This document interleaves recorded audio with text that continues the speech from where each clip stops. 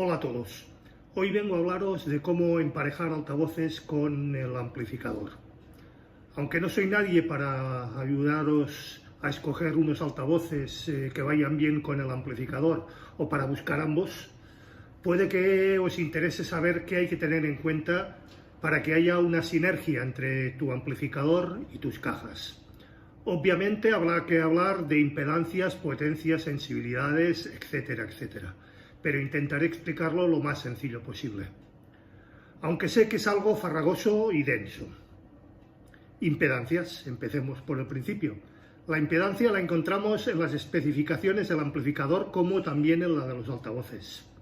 Esta mide la resistencia eléctrica de sus componentes, se mide en ohms y es una parte muy importante para determinar la sinergia entre tus altavoces y tu amplificador.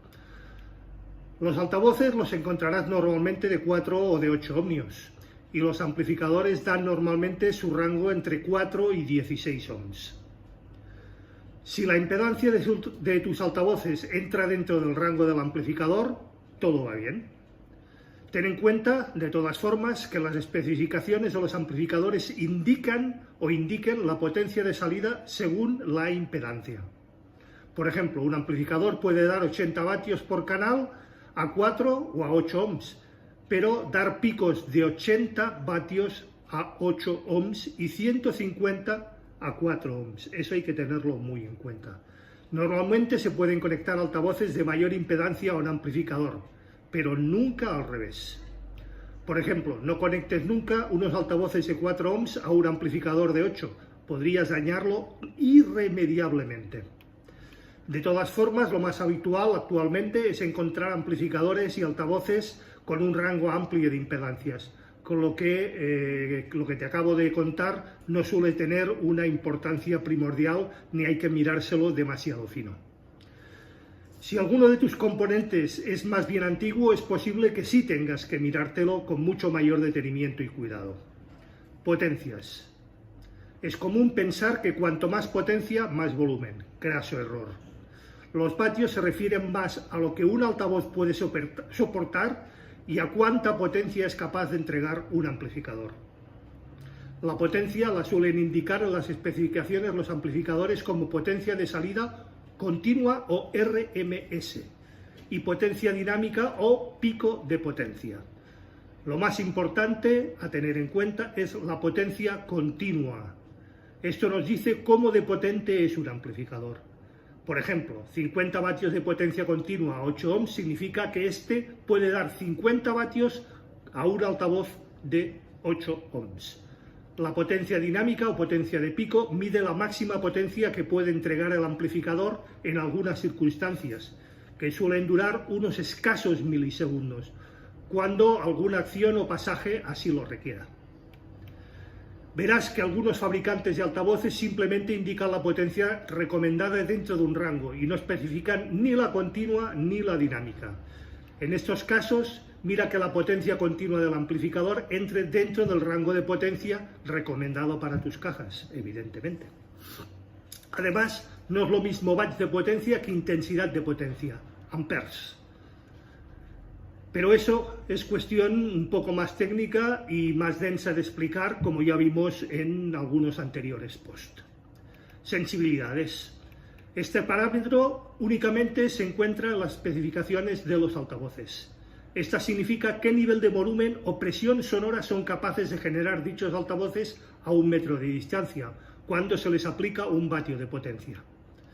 Por ejemplo, un altavoz con una sensibilidad de 88 dB dará un volumen justo a un nivel si te sitúas a 1 metro de distancia y si lo amplificas a 1 vatio de potencia. Para que tengas una idea de lo que miden los decibelios, los dBs, como ya vimos también en un anterior post, una conversación normal suele estar entre los 30 y los 50 dBs. Un aspirador sobre los 70 dBs, una calle con mucho tráfico puede llegar a los 85 dBs, la sirena de la policía sobre los 90 dBs y una discoteca o sala de conciertos podría llegar a los 110, 120 dBs o más. Esto realmente no indica nada, pero es una forma de indicar cómo de fuerte suena un altavoz, evidentemente. Ya vimos en el anterior post referido a los dBAs cómo se miden y cómo se controlan.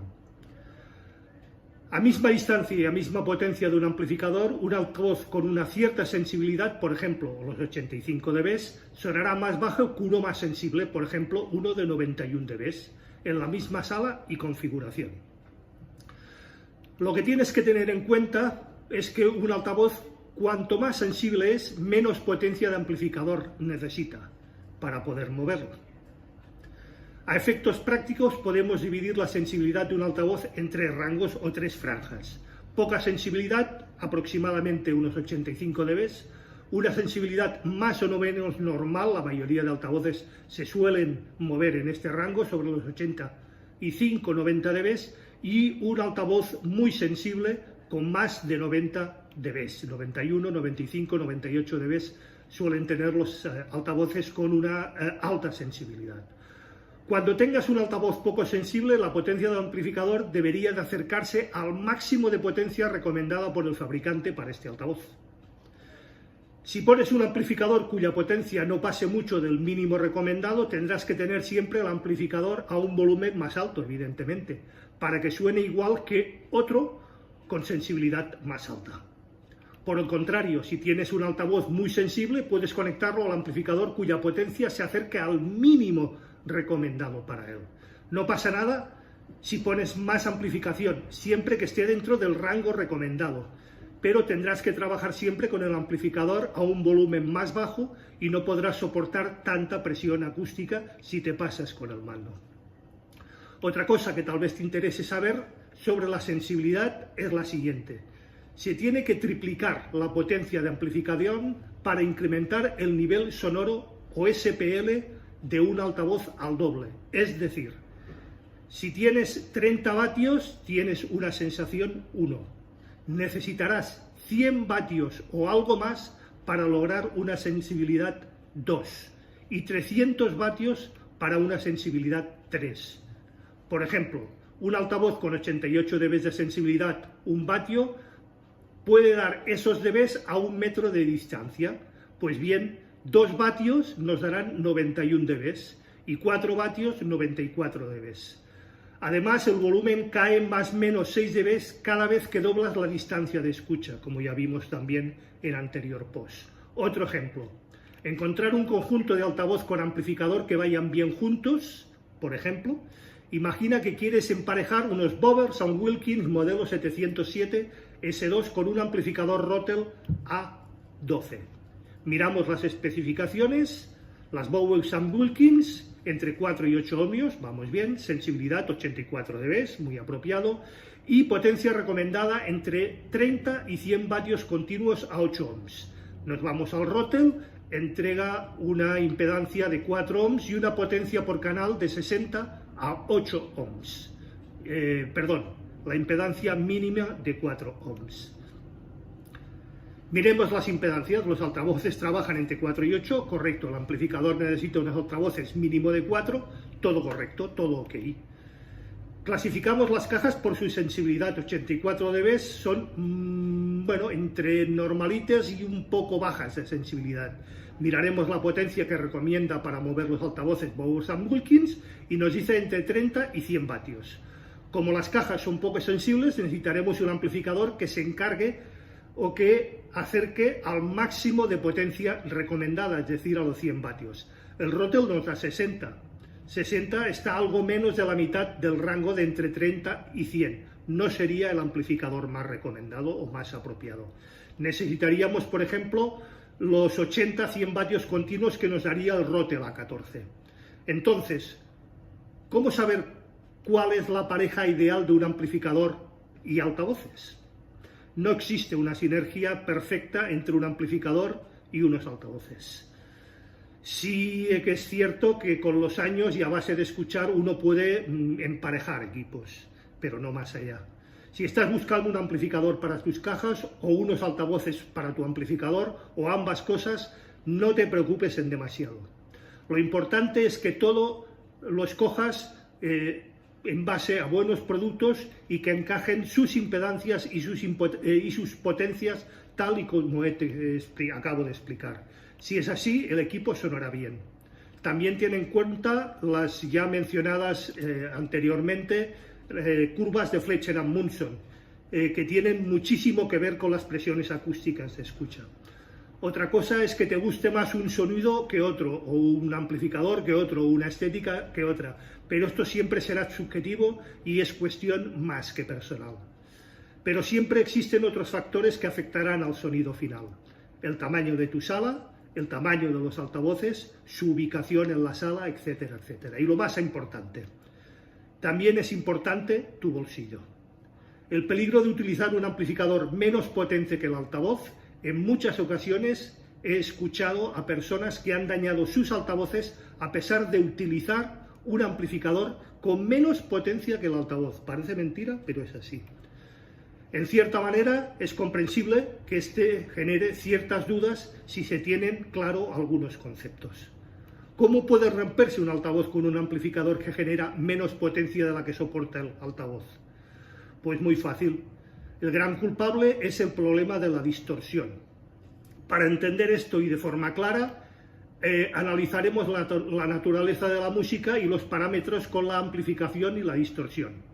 En otro post prometo el abondar y el profundizar en este apartado, pero a modo de resumen,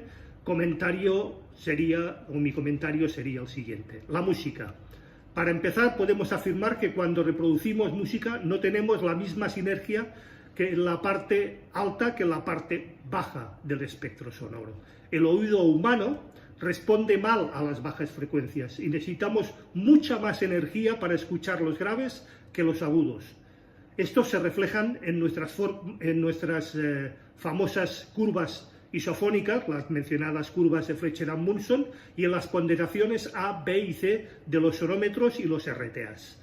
Además, y de pasada, el comentario de que nuestro cerebro se comporta de forma logarítmica, como ya vimos también en anteriores posts, tanto las cuestiones acústicas como en el resto de nuestros sentidos, bien sea la vista, el olfato, el tacto, etc. Pero esto da para otro post más denso y más complicado. Si analizamos la respuesta de frecuencia de una canción en un analizador RTA, un analizador de espectro, podremos ver que el contenido en altas frecuencias contiene normalmente entre 10 y 20 dB menos que las frecuencias medias y graves. Eso es lo más normal. Por tanto, incluso si trabajamos con un rango dinámico de 10 dB para los picos de señal de alta frecuencia, un valor bastante habitual, incluso puede llegar a ser algo más alto, el altavoz de agudos en cualquier caja acústica realmente estará soportando mucho menos de una décima parte de la potencia que tiene que aguantar las vías de medios y agudos. Recordad esto todos los que penséis en multiamplificar vuestra instalación. Es muy importante. Siempre la regla del 1, 3, 9, etcétera, para nuestros amplificadores en multiamplificación. Una caja acústica de 100 vatios tendrá un difusor de agudos que trabajará aproximadamente entre 15 y 20 vatios, la regla 1-3. Si el fabricante utiliza tweeters capaz de aguantar 20 vatios, que es lo habitual, para sobredimensionar la resistencia de estos tweeters. Entonces tenemos que un factor de seguridad más grande para las altas frecuencias. Si el componente tiene que trabajar en condiciones normales con 100 vatios, aguantará el tweeter 20 vatios en picos. En un principio no deberíamos de tener ningún problema. Las capacidades de los componentes de una caja acústica están diseñadas para que la distribución natural de la energía en la música en rangos normales y en sus picos. El gráfico ya mencionado en el RTA podemos observar la distribución de la energía típica de la música, una caída de 6 dB octava a partir de aproximadamente 1 kHz, llegando a menos 20 dB a 10 kHz. La amplificación. Pasamos ahora al tema de la amplificación. Algunos dicen que lo más complicado. Lo primero que deberíamos tener en cuenta es que las especificaciones de la potencia de salida de un amplificador, que aparece en sus especificaciones técnicas, no es un valor absoluto. Insisto, no es un valor absoluto. Con esto quiero decir que en ocasiones los amplificadores pueden dar mucha más potencia de la que dicen en sus especificaciones. Eso sí, a una costa de una mucha mayor distorsión. Normalmente los fabricantes nos dan un ratio de potencia de salida en RMS a un nivel correcto de distorsión total armónica, y normalmente esta es muy baja. Pero si el usuario del amplificador envía más señal de la cuenta generando distorsión, la potencia de salida de este amplificador puede aumentar por encima de las especificaciones dadas por el propio fabricante. Por ejemplo, un amplificador con una potencia de 50 vatios RMS y una distorsión armónica total del 0,5% podrá llegar a generar, mediante sobresaturación, 100 vatios de potencia de salida. Sí, 100 vatios, el doble. Y probablemente mucha más potencia extra se generaría con distorsiones mucho más altas de las ya mencionadas. Y como ya hemos mencionado, esto dañaría irremisiblemente nuestros tweeters. Pasemos muy ligeramente sobre la distorsión. Distorsión en altas frecuencias. La potencia extra que se genera al sobrecargar la entrada del amplificador tiene, por tanto, mucha distorsión armónica, como acabamos de mencionar. Y esos armónicos son los que generalmente son peligrosos para nuestros altavoces de agudos.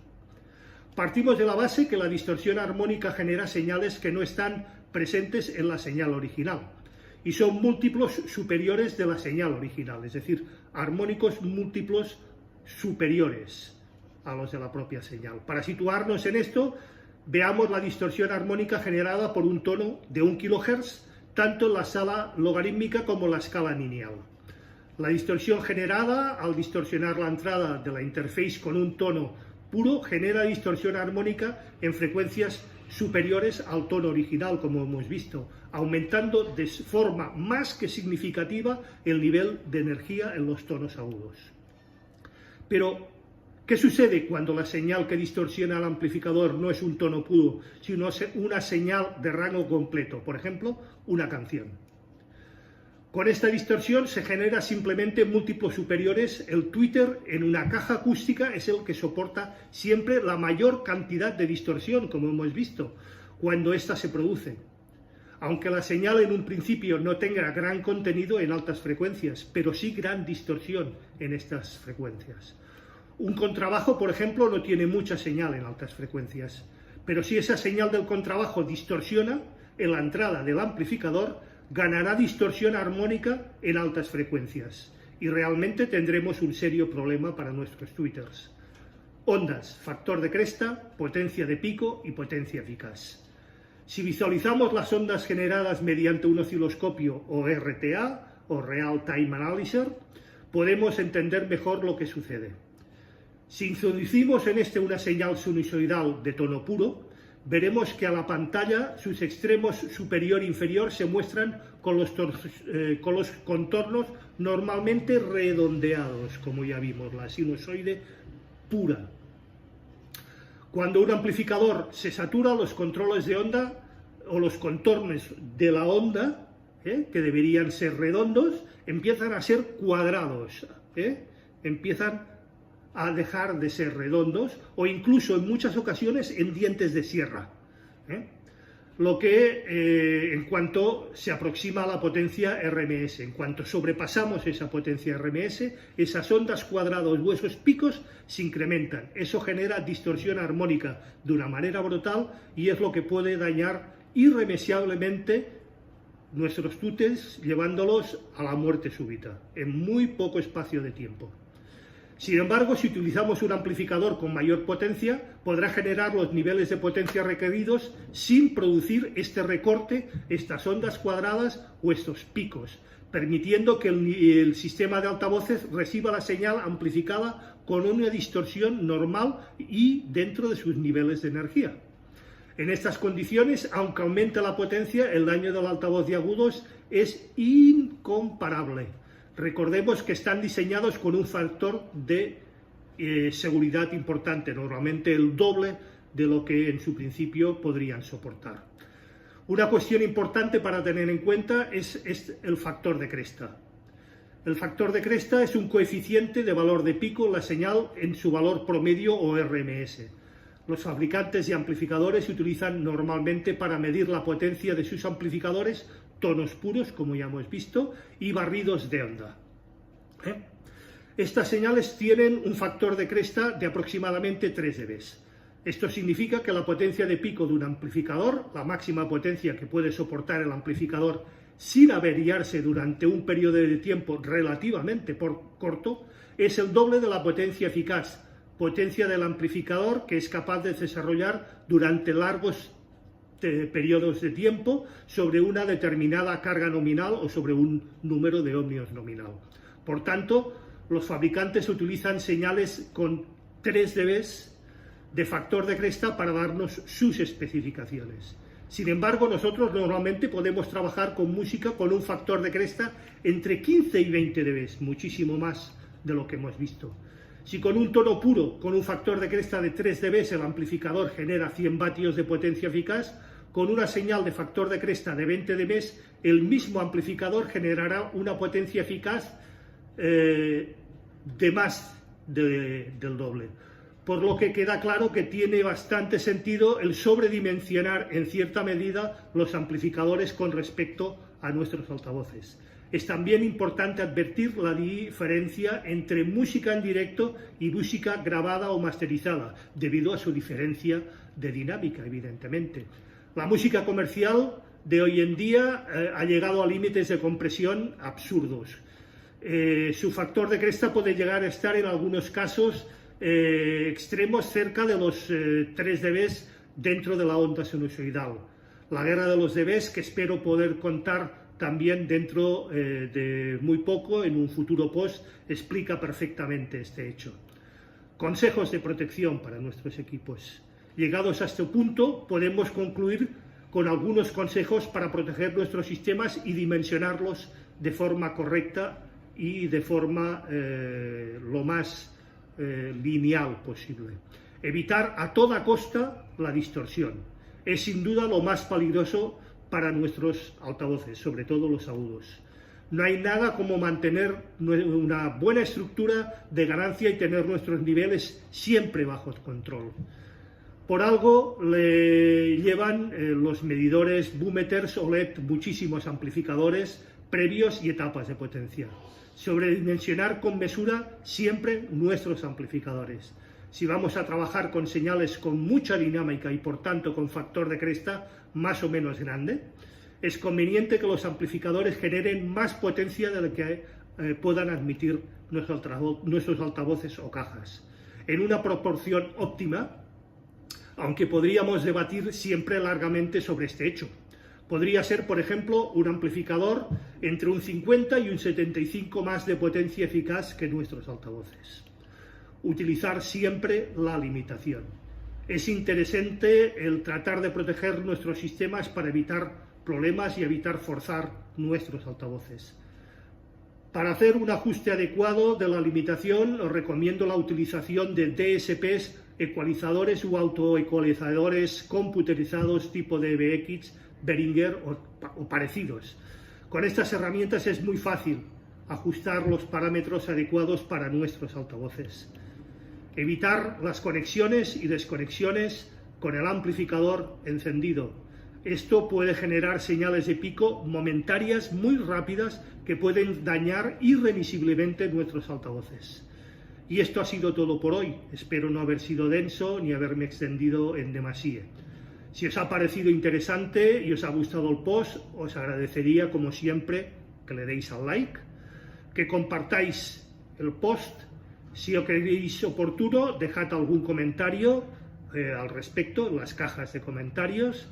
Recordad suscribiros si no lo estáis ya al canal, darle a la campanita gris para que YouTube os avise de nuevos o novedades en el post. Y como siempre quedo a vuestra disposición para lo que queráis oportuno y como siempre prometo responder debidamente. Muchísimas gracias y nos vemos el próximo viernes hasta las 8 estrenamos. Hasta entonces, un fuerte abrazo y buena semana.